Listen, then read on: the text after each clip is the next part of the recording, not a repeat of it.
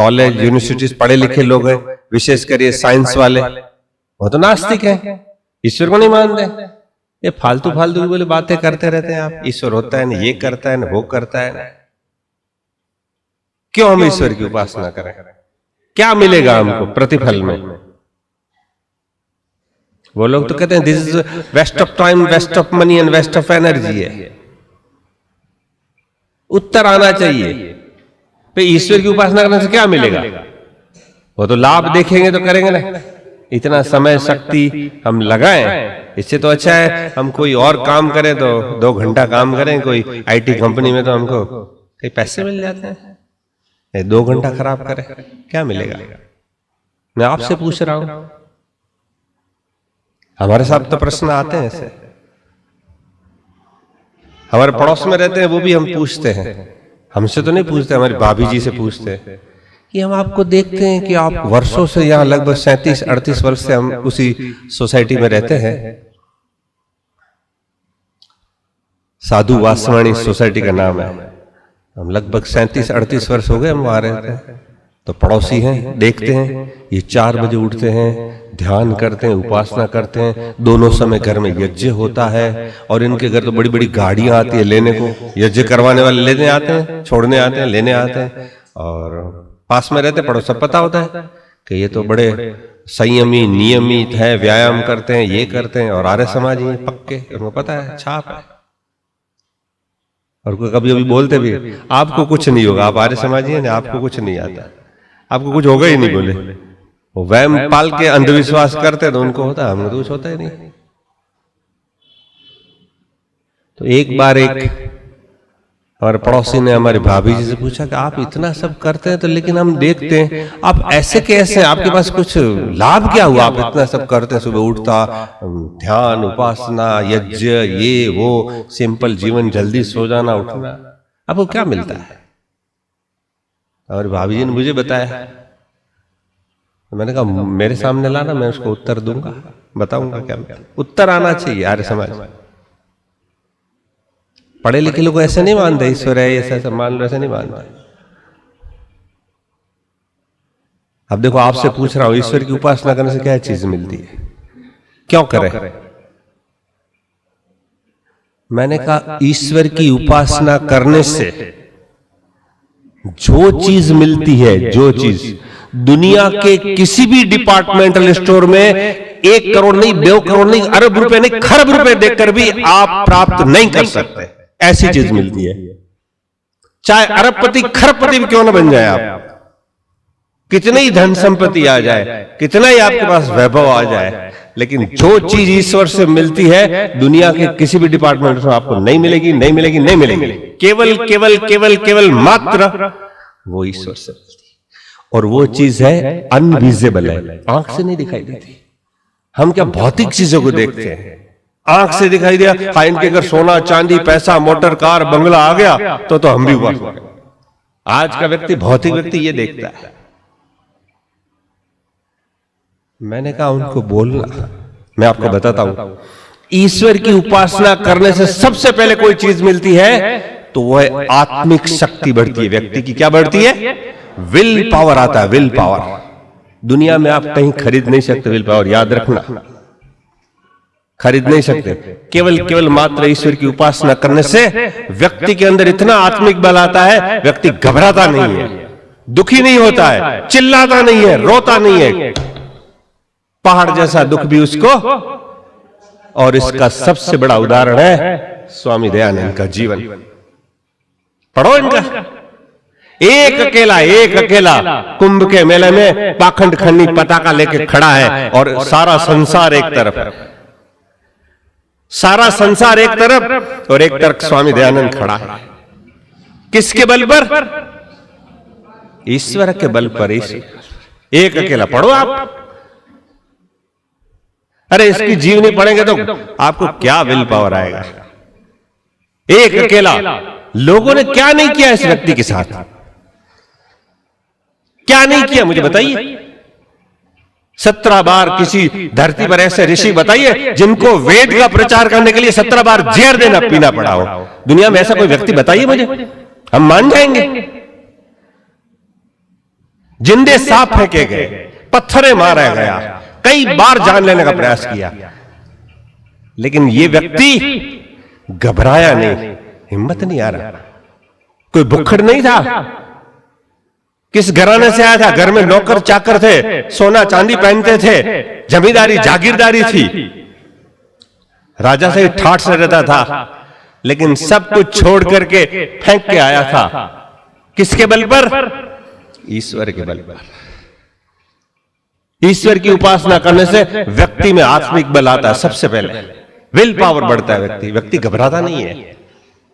दुख तो आएंगे, ऐसा नहीं ईश्वर उपासना करेंगे, लोग ज्यादा सताएंगे सीधे आदमी को, धार्मिक आदमी को, लेकिन व्यक्ति में इतनी बल आता है, इतना संयम आता है, व्यक्ति घबराता नहीं है। पढ़िए ये स्वामी दयानंद को क्या क्या नहीं किया लोगों ने। कभी दुखी नहीं हुआ, कभी रोया नहीं, कभी चिल्लाया नहीं कि मुझे लोग, मैंने घर छोड़ा, लोग मुझे क्या कर रहे हैं। ईश्वर के बल पर था। और जो चीज इतनी कीमती है, बिना कुछ पैसे मिलती है, इसके लिए हमारे पास कोई प्रयास नहीं है, कोई पुरुषार्थ नहीं है, कोई आंतरिक कोई करता नहीं है। पहले के लोगों ने जो प्रचार प्रसार किया, उनका जीवन भी बोलता था। स्वामी दयानंद की केवल वाणी नहीं बोलती थी, उनका जीवन भी बोलता था, इसलिए यह प्रचार हुआ है। और उसके बाद 50 साल जो प्रचार हुआ, आर्य समाज का इतिहास कहता है, स्वामी दयानंद के मृत्यु के बाद उन लोगों ने अपना जीवन दिया, निष्ठावान थे, अपना घर बार फूंक करके आर्य समाज की उन्नति की। और आज पदाधिकारी आर्य समाज को फूंक करके अपना घर भर रहे हैं। अब जाइए, मैं तो पूरा भारत घूमता हूं, ये पदाधिकारी आर्य समाज को बेच बेच के पता नहीं जमीन, पता नहीं कितनी प्रॉपर्टी, आर्य समाज की अरबों की प्रॉपर्टी आज भी, और बेच बेच के आर्य समाज को फोड़ के अपने घर भर रहे हैं। और पहले अपना घर बर्बाद करके व्यक्ति आर्य समाज की उन्नति करता था, इसलिए आर्य समाज का प्रचार होता था। निष्ठा थी, लगन था, ईश्वर के प्रति समर्पित था व्यक्ति। झूठी ईश्वर भक्ति नहीं थी, झूठे काम नहीं करते थे, असत्य नहीं बोलते थे। आप पढ़ के देखो, सिंधोर आर्य समाज पुस्तक मैंने पढ़ी, सिंधोर आर्य समाज, क्या लिखा आर्य समाजियों का, क्या लिखा। कोर्ट के अंदर आर्य समाजी कोई जुबानी देता है, फाइनल जजमेंट दे देता था जज। आर्य समाजी बोलता है, वो झूठ नहीं बोलेगा। क्या छापती देखो, मर जाएगा आर्य समाज, झूठ नहीं बोलेगा। जज इतना विश्वास करते थे। और सिंधुर आर्य समाज में मैंने पढ़ा, एक मुस्लिम जज जिनकी पत्नी बुर्खा डाल के रहती है, उसको अरबी सीखनी थी, अरबी। तो बोले घर आके कोई सिखाए, तो बोले मैं किस पर विश्वास, आर्य समाजी हो तो मेरे घर आए पढ़ाने। उसने आर्य समाजी टीचर रखा अपनी पत्नी को पढ़ाने, मुस्लिम जज ने। बताइए कितना विश्वास था आर्य समाजियों पर। किसके बल पर था? ईश्वर के बल पर था। सच्ची ईश्वर की उपासना करते थे, निष्ठा से करते थे, और अपना जीवन उस प्रकार ईश्वर की आज्ञाओं में व्यतीत करते थे। आज भी हो सकता है महानुभाव, आज भी ये चीज हो सकती है, लेकिन बस हम दूसरे, ये लोग करते नहीं है, युवा आते नहीं है, ये नहीं, अब आप खड्डे में पड़े हैं। एक कहावत है ना, अंग्रेजी में सुनते होंगे, चैरिटी बिगिंस एट होम। कहते हैं ना, किसी भी अच्छे काम की शुरुआत अपने घर से करो। नहीं, मैंने उसमें भी सुधार किया, चैरिटी बिगिंस एट सेल्फ। किसी भी अच्छे काम की शुरुआत पहले अपने आप से करो। पहले मैं जलूंगा, पहले मैं आहुति दूंगा, पहले मेरी आहुति लगेगी, फिर झंडा लेके निकलो। किन्वंतो विश्वमार्यम, हम खाली झंडा लेके निकले, मैं दुनिया को, समाज को सुधारूंगा, नहीं होगा काम। स्वामी दयानंद ने पहले क्या किया? अपना सुधार किया, अपने साधना की, उपासना की, उसके बाद झंडा लेके किन्वंतो विश्वमार्यम निकले। कहां जा रहा है तू जाने वाले, दिल में अंधेरा है, जरा दिया तो जला ले, तू अपना दिया जले। Charity begins at self. Arya Samaj का प्रचार करना है, पहले अपने आप को आहुति जलाना पड़ेगा, जलना पड़ेगा, तब होगा। हम कुछ भी करें, हमारे घर में कुछ भी हो, हम कैसे भी को, बस आ जाओ बेटे आप आर्य समाज में आओ, उसको उपदेश देंगे, उपदेश, कुछ नहीं होगा। जीवन नहीं बोलता आपका, ईश्वर की उपासना है नहीं। ईश्वर का ज्ञान तो सच्चा, पर झूठे भगत हैं हम, झूठे भक्तों से भरी पड़ी है दुनिया। मुझे कहने में कोई शर्म नहीं है, ये झूठे प्रचार क्यों नहीं होगा? ये लोग करें। हमारे पास सारी विद्याएं हैं, दुनिया का सर्वोत्तम ज्ञान विज्ञान आर्य समाज के पास है। एटर्नल ट्रुथ, यूनिवर्सल काम है। आज भी वेद उतना ही प्रासंगिक है, आज भी सारी विद्या हो सकती है, लेकिन हमारा निष्ठा नहीं है, समर्पण नहीं है, त्याग की भावना नहीं है, बस झूठा दिखावा करते हैं हम। इससे नहीं होगा काम। करके दिखा, हम लोग करके दिखाते हैं जितना है हमारे पास शक्ति सामर्थ्य। आज भी हो सकता है, आप जितनी निष्ठा से करो। क्यों नहीं होगा प्रचार? ये लोग कर रहे हैं, हम क्यों नहीं करें? हमारे पास एटर्नल ट्रुथ है, ऐसे सिद्धांत किसके पास नहीं है? बस हम खाली जय बोल देते हैं। हमारे स्वामी दयानंद आए थे, वेदों को उद्धार किया, जय किया। आपको कुछ नहीं करना। दूसरों की क्रेडिट पर हम लंबा नहीं जी सकते। याद करना, स्वामी दयानंद ने बहुत किया, हमारे बड़े महापुरुषों ने किया, हमने क्या किया? एक एक व्यक्ति त्यागी तपस्वी था। घर आप पढ़ो गुरुदत्त विद्यार्थी को, पंडित लेखराम को, क्या त्याग। चलती ट्रेन में कूद पड़े, स्टेशन नहीं या गाड़ी खड़ी नहीं, लेखराम जी बोलो, चलती ट्रेन में। क्या दीवानापन था। शास्त्रार्थ नहीं कर सकते, बीमार पड़े थे। एक स्वामी, मुझे नाम याद नहीं आ रहा है, सन्यासी, आप मुझे खाट में लेके चलो, मैं उसे शास्त्रार्थ करूंगा। बीमार पड़े हैं, 4 लोग खाट लेके, खाट में सोए पर स्वामी उनके सामने ले जाते हैं, बताओ मैं शास्त्रार्थ करूंगा।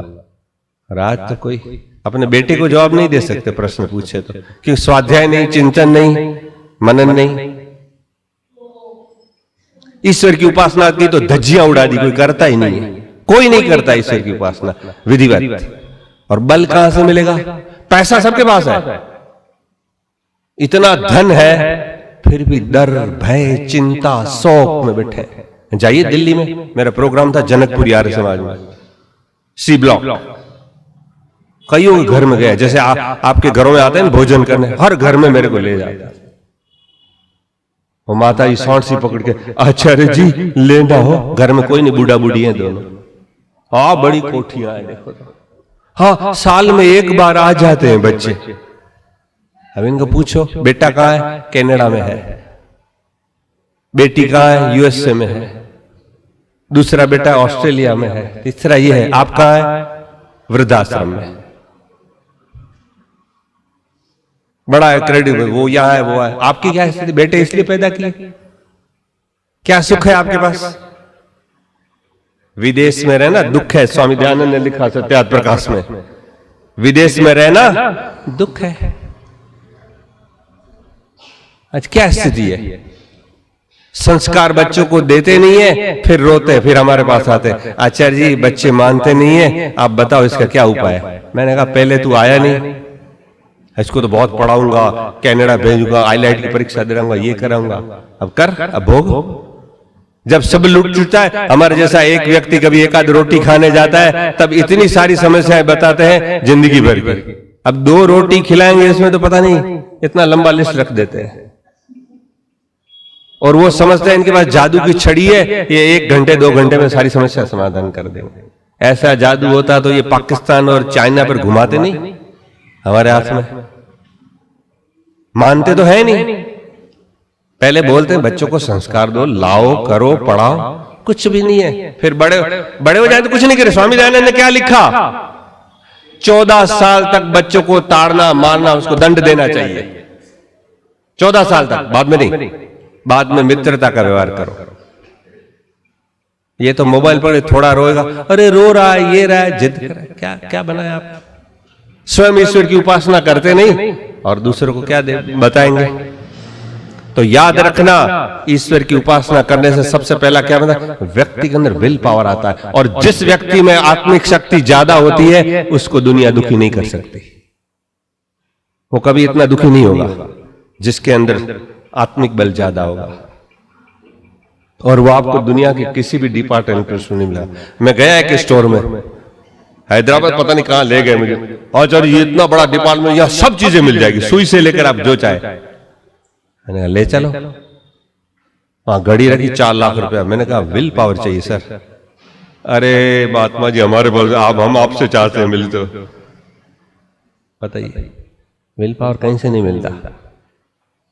अंदर से ही आता है और ईश्वर की उपासना करने से मिलता है। अब बताइए कितनी कीमती चीज है कि नहीं है?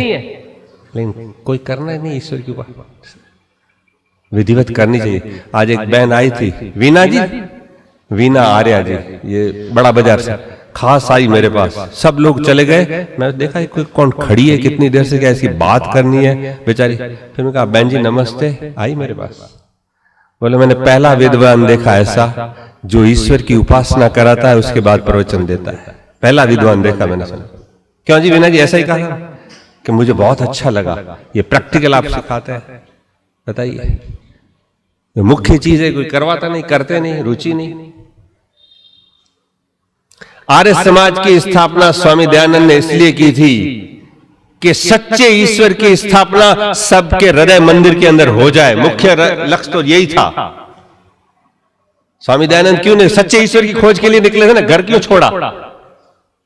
वो आप बौद्ध उत्सव मनाते हैं, 200 साल हो गया, 150 साल बौद्ध उत्सव मनाते, हमको बौद्ध नहीं आया।